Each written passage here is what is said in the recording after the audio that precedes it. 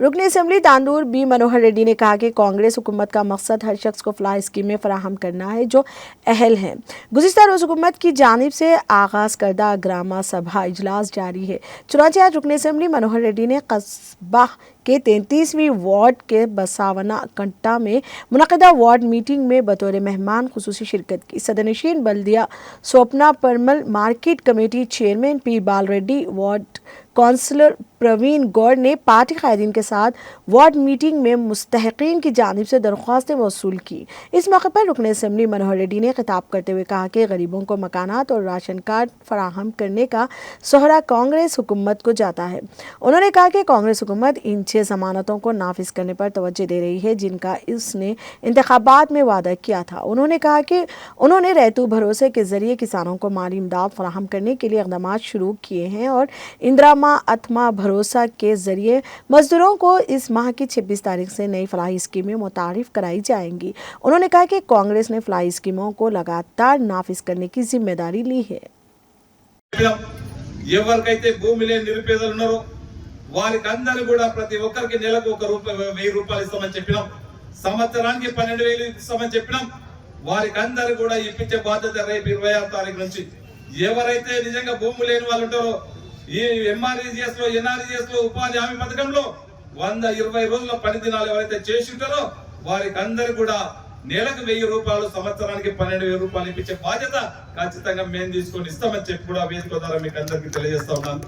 అదే కాదు ఆ రోజు చెప్పినాం, ఇప్పుడే మా సోదరులు చెప్పిండ్రు తాండూరు పట్టణంలో ఏదైనా ఇండ్లు ఇచ్చిందంటే గతంలో కాంగ్రెస్ గవర్నమెంట్ ఇచ్చింది।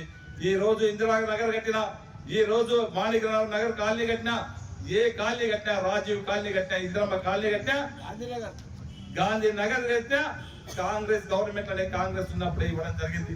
మళ్ళీ మీ అందరి ఆశీర్వాదం వల్ల ఈ రోజు మనం కాంగ్రెస్ ని అధికారం తెచ్చుకున్నాం। మీకందరికి కూడా ఇది నిరంతర ప్రక్రియ। ఇప్పటికే గౌరవ ముఖ్యమంత్రి గారు నాకు 3,500 ఇల్లు ఇచ్చిండు। రేపు మార్చి తర్వాత మళ్ళొక 3,500 ఇల్లు ఇస్తా ఉన్నాడు। దాదాపు 7,000 ఇల్లు మన నియోజకవర్గానికి వస్తుంది। అవన్నీ కూడా బీదకు బడుగులకు బలహీన వర్గాలకి ఆ ఇల్లు ఇస్తాం।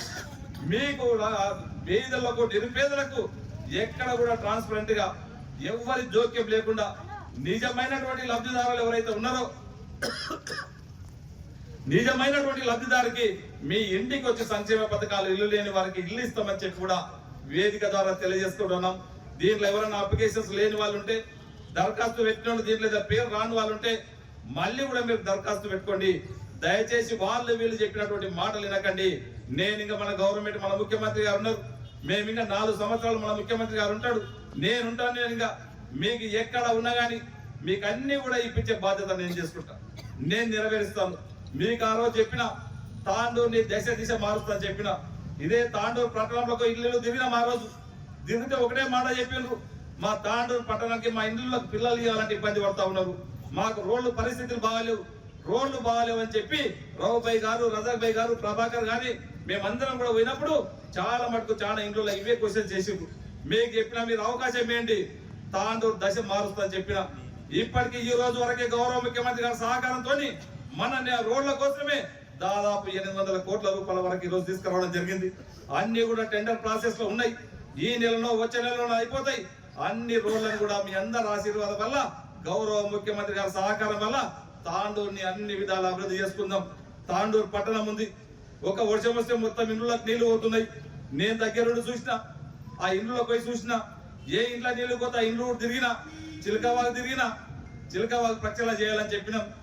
అధికారులందరినీ పిలిపించినాం, చైర్మన్ కానీ కౌన్సిలర్లు కానీ మేమందరం కూడా ఉన్నాం। ఆ రోజు ఏ విధంగా చేయాలా, దీన్ని రూపు మాపాలంటే తాండ్రుకు చిన్న వర్షం పడితే ఇంట్లోకి నీళ్ళు రాకుండా చేయాలంటే ఏం చేయాలని చెప్పి అందరితో మాట్లాడడం జరిగింది।